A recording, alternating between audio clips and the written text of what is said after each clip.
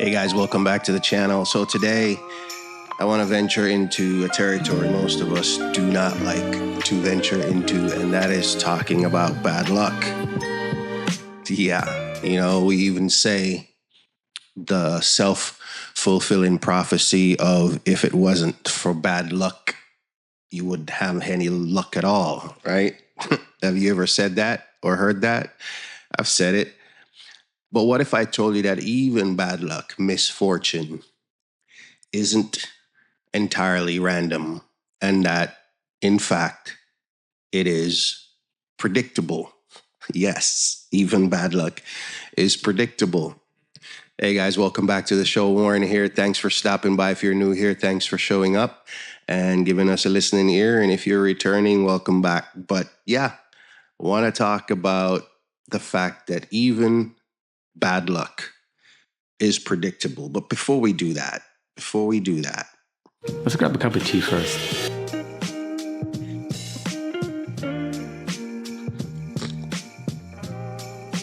Much better. So welcome back. But let's start from the beginning.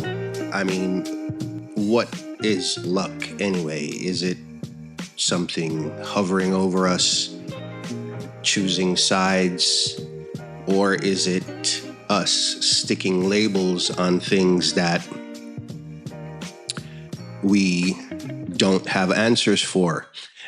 And that's interesting because psychologists say we often associate or we use luck to define outcomes that are not in our control. And I found that pretty interesting.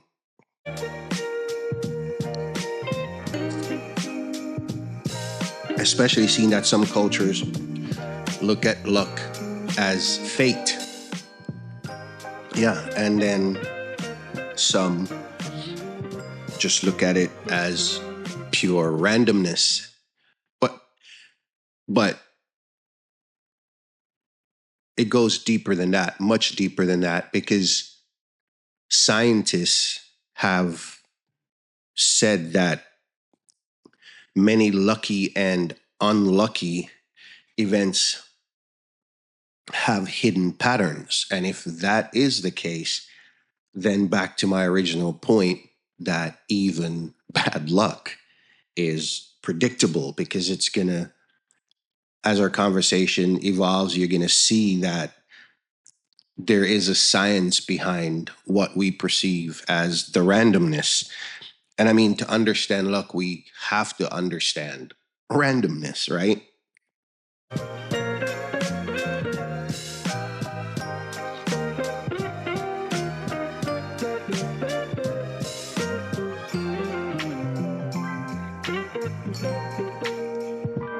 Look at it this way. If you flipped a coin 10 times and it landed on heads 7 times out of the 10, you would feel pretty unlucky, right? Especially if you bet on tails. And then you might think that is magic. But again, what if I told you it's not, and that it's just simple probability? Indeed, simple probability. Because again, we have to understand randomness, and to do that, you can't do it without speaking about probability, right? Agree? Disagree?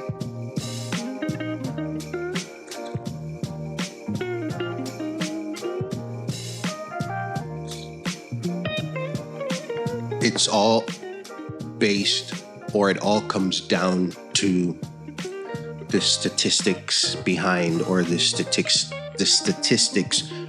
of random.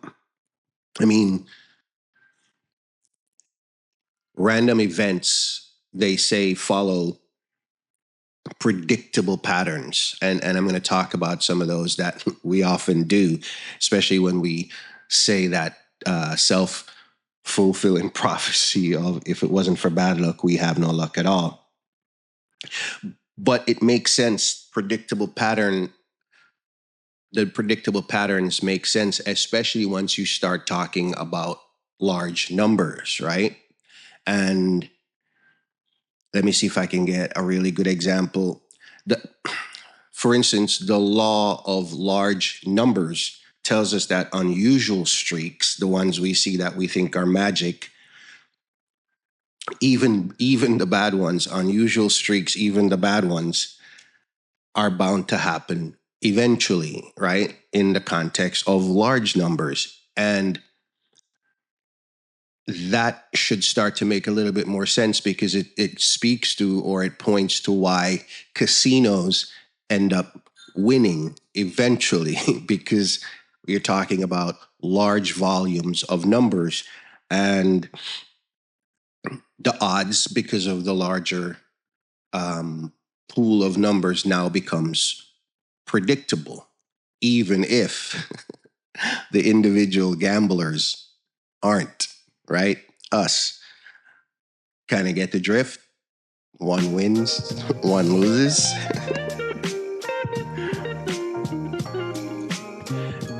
And then you would ask, so Warren, can the same logic be applied to our daily lives? And I say, yes. Based on what we've talked about so far, I say yes, right? Because let's take some real world examples. Let's say a business just constantly having safety related accidents, right? And further analysis points to that safety warnings in that same business are often ignored. See the patterns? If you have employees that are ignoring safety analysis and safety checks, then again, back to numbers, you're going to have the probability against you that there will be more accidents, right? And that's for a business. Take a sports team.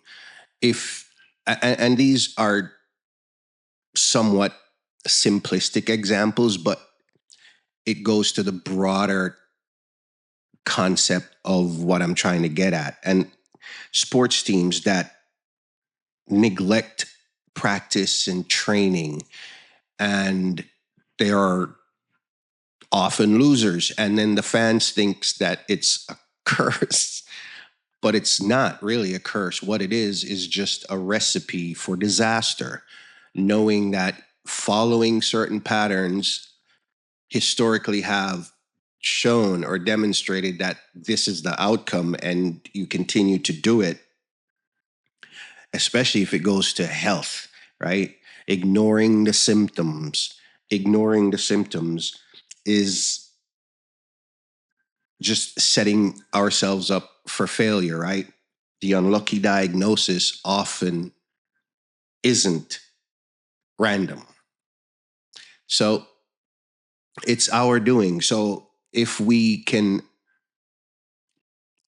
see the patterns as we've been talking about, if we can step back and look in less than a narrow scope and more of a panoramic view, if you can step back and see the full picture, as they say, then it is possible to predict misfortune per se, right? It is. What do you think so far? I guess another way to say it is that bad luck often leaves a trail of breadcrumbs, right? You can do backward analysis and find out the cause and effects, but then you'd say, all right, got it, can be predicted, or at least analyzed and set conditions to offset negative outcomes. But then you'd say, but what about those people who it just seems like they attract bad luck and misfortune? And yes, I know some too, right? They're like magnets. But there is help for them too, because psychologists have found that, believe it or not, you ready for this? Lean in a little closer so I could whisper it to you. Mindset plays a role. Imagine that. And people who expect bad things to happen, what do you think? What do you imagine?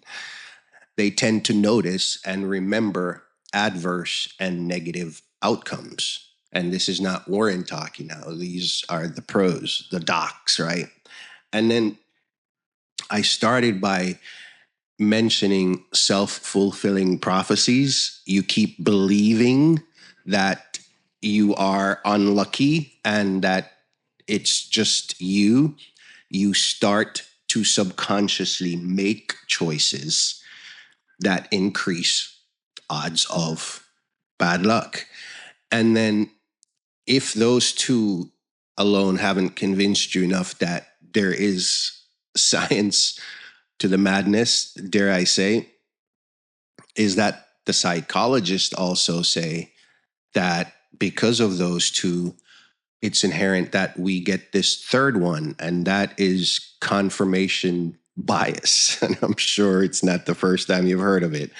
We look for evidence to support our beliefs, these subconscious, self fulfilling prophecies, and whoa, it's always me mentality, right? We look for support for these beliefs, and we just forget that it just might simple or simply be just a streak of bad luck that day, that week, whenever it is. I mean, in other words, what looks like bad luck sometimes might just be our brains playing tricks on us. I mean, it gets to do that, you know? And I know I'm smiling and chuckling a lot in the episode, and I wanted it to be a lighthearted episode because it's something that I don't think, dwell on too much, the science behind it and the human condition that really drives it. We often, like I say, just throw it out as just another thing, right? And but I think just talking about it in a deeper context brings some light to it. So yeah, and I wanted it to be lighthearted, not necessarily, a deep dive of seriousness. I want the science to be expressed, yes, and I want it to be a serious topic, but I didn't want to make it doctor's order, sit on the chair and take notes.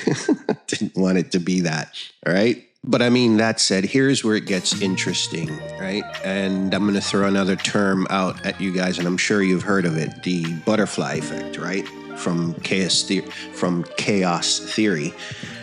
And it's the whole concept that tiny decisions can have really large consequences, massive consequences.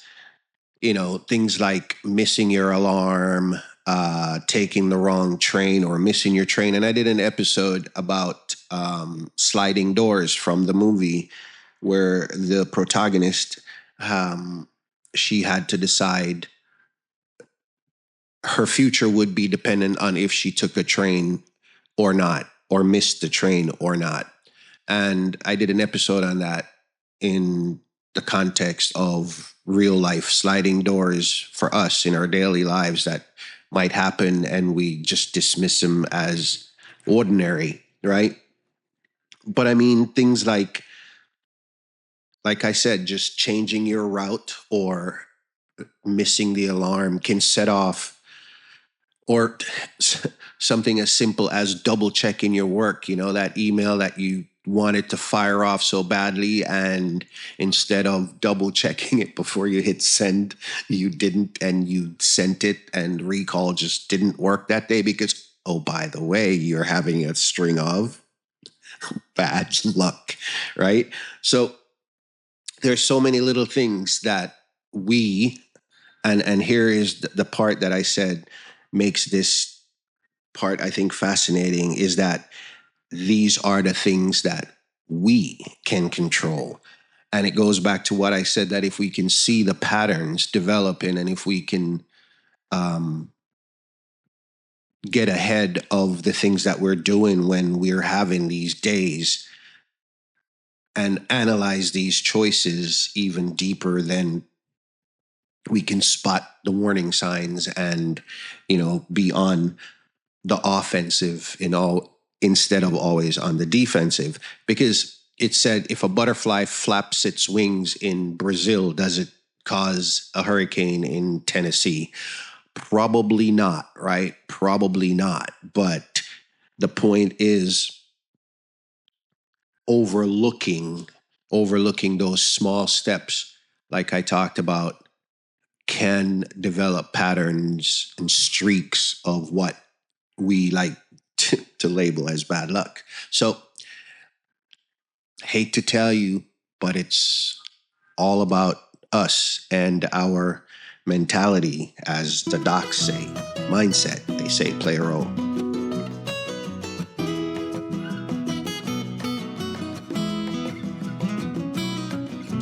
But then you say, Warren, yeah, got it, but can we hack it, right? Can we hack bad luck? And of course, you should know the answer by now based on what we've talked about so far, right? It is possible to hack it. Just simple things like risk analysis, right? Businesses, individuals, you analyze and do risk assessments on the potential hazards. And by doing that, you can offset, again, take action before potential trouble starts, right? So yeah, risk analysis. And then of course you can do luck diaries, right? Where you write down those times when a certain thing occurred, and then you do the backward analysis of what were the steps that led to that thing.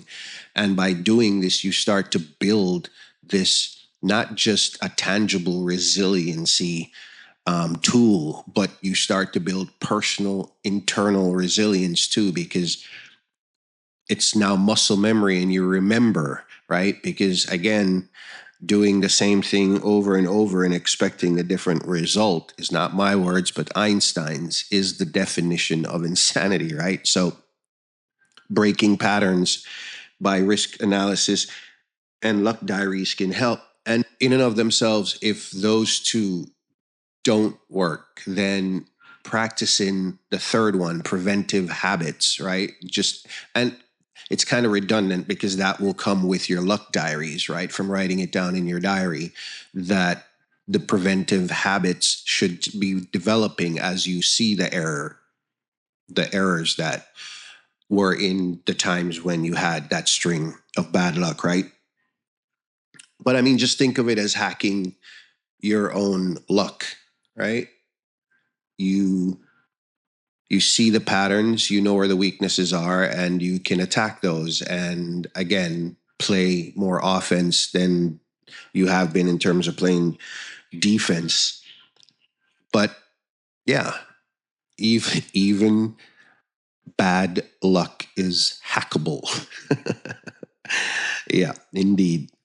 Yeah, so as we wrap up, next time that bad luck strikes, I mean, ask yourself, is it really, or was it really random, or could you have seen it coming?